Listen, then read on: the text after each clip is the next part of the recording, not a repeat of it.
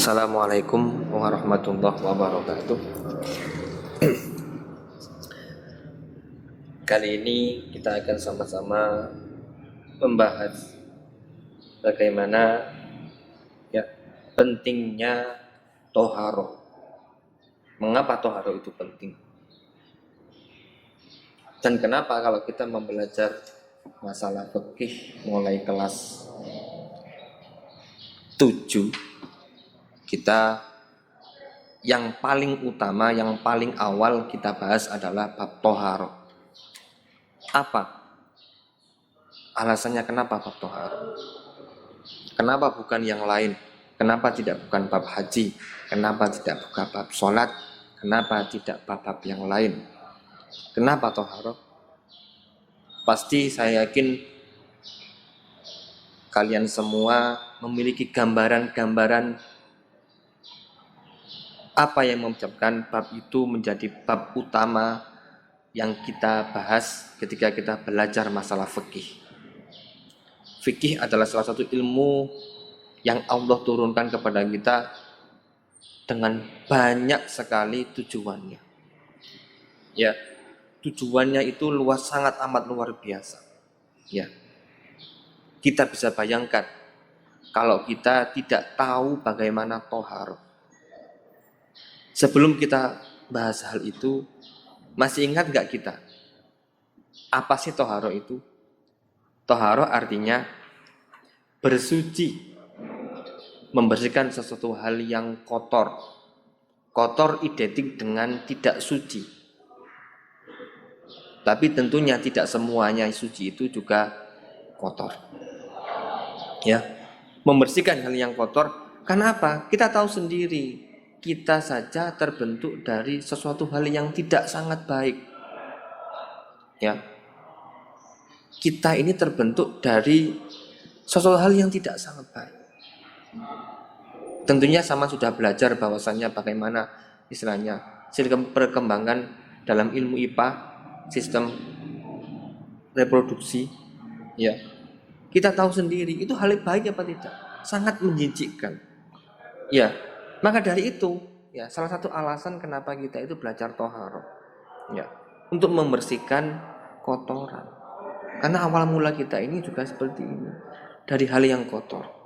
Ya, baik kotoran itu berbentuk wujud yang ada bentuknya maupun berbentuk yang sudah tidak ada wujudnya. Ya, kita tahu sendiri bahwasanya toharoh menurut istilah adalah menghilangkan hadas, najis dan kotoran. Kotoran dari tubuh kita sendiri ataupun kotoran dari tubuh orang lain ataupun benda-benda yang lain. Yang menyebabkan ya kita tidak sah melaksanakan suatu ibadah. Contohnya tadi apa? Sholat.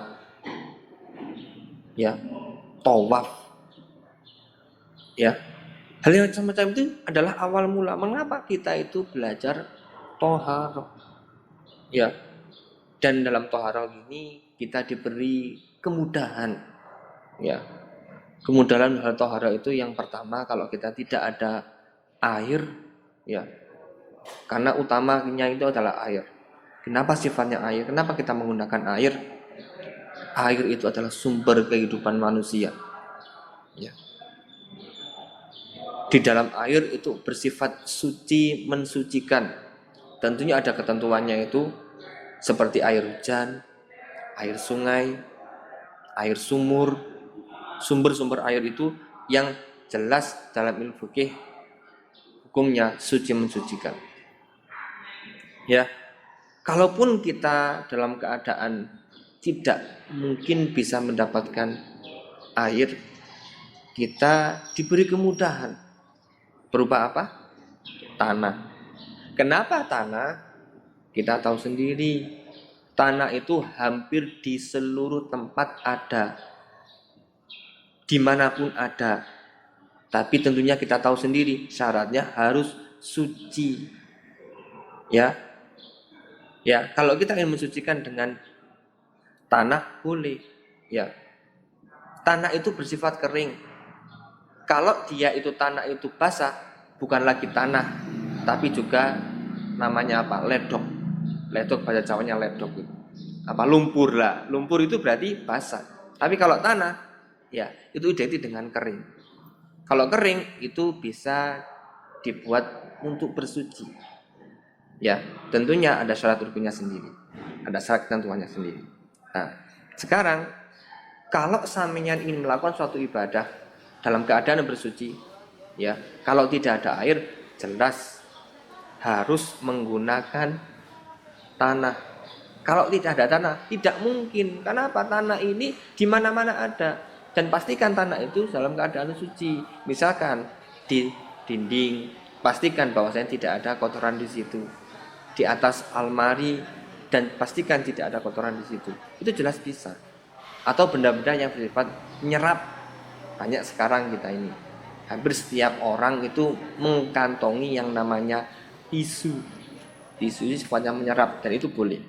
Nah, sekarang kita kembali ke masalah mengapa toharo itu penting. Ya. Kenapa? Dalam toharo itu satu adalah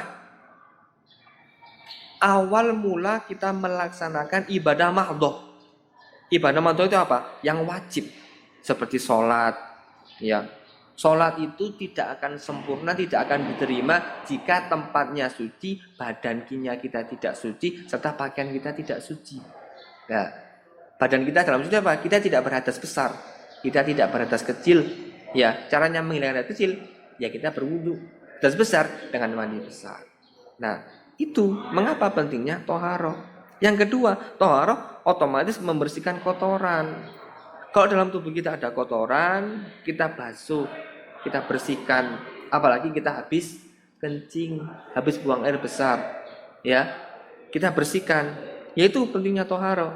Jadi membuat kita itu higienis, ya. Dan otomatis kalau higienis kita akan mendapatkan kesehatan. Orang yang menjaga kesuciannya, orang yang ahli sucian, orang yang menjaga wudhunya, saya yakin dia higienis. Kenapa? Dia itu hampir setiap saat ketika dia batal, habis kencing, dia selalu wudhu. Wudhu itu mencuci muka, mencuci tangan, ya, membasuh kaki. Itu hal-hal yang luar biasa. Itu hal yang sangat penting. Ya, yang ketiga yaitu adalah kita bisa bayangkan kalau kita tidak tahu toharo, ya, badan kita pasti akan menjadi kotor. Ya, badan kita akan menjadi rusuh. Ya, bisa sampean bayangkan, bisa kita bayangkan sendiri seperti orang-orang gelandangan di pinggir jalan. Kira-kira kalau kita sebagai orang lain, kita mendekat terhadap gelandangan atau orang yang suci, berbaju putih, bersih, pakai kopiah, habis pulang dari masjid. Kita lebih mendekat ke orang yang seperti itu, yang menjaga kebersihan, atau orang yang tidak menjaga kebersihan, atau orang gila tadi. Ya, kita bisa ambil hikmahnya dari situ. Ya, sekarang banyak sekali istilahnya hal-hal yang dapat kita ambil hikmahnya. Mengapa pentingnya toharo?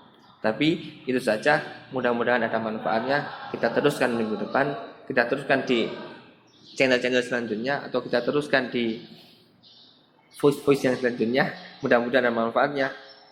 Kalau misalkan itu benar, saya yakin mudah-mudahan dari Allah Subhanahu wa taala. Kalaupun itu kurang tepat atau itu bahasan saya, itu mutlak dari saya pribadi, mohon jangan ditiru. Assalamualaikum warahmatullahi wabarakatuh.